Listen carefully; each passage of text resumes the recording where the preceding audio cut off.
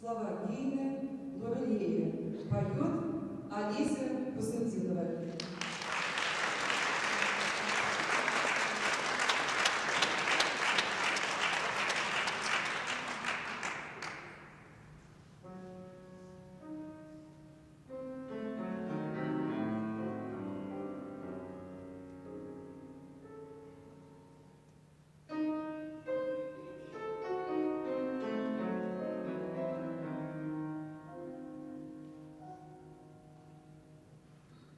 Не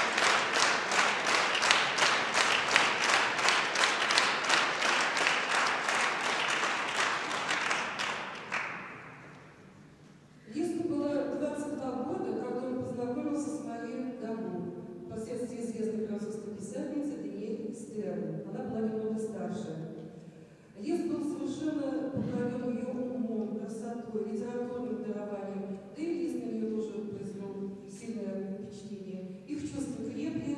Мария Д'Або порвала с прошлым, оставила семью, чтобы отправиться вслед за Листом. Они провели несколько счастливых лет в Швейцарии, Италии, изучали искусство, живопись, музыку, любовались красотами природы. У них было 3 внебрачных детей, 2 дочери и сын. Дочь Казина, как известно, впоследствии стала живой сестрой немецкого композитора Вагнера. Но в конце концов, как бы не сильны были чувства, этот союз стал тяготить Листа, и закончилась эта связь разрывом. Очень много спорили о причинах разрыва этих необыкновенных, незаурядных людей. А Лист охотно признавал свою вину, потому что душа его жаждала одного – полной свободы. Но вот этот опыт любви остался в его душе. Вообще у него было немало женщин, кроме Марии Д'Або, но вот эта связь была самой сильной и самой романтической. И вот этот опыт любви позволял создавать такие волнующие, трепетные, прекрасные творения, как прозвучит то, что сейчас вот мы услышим.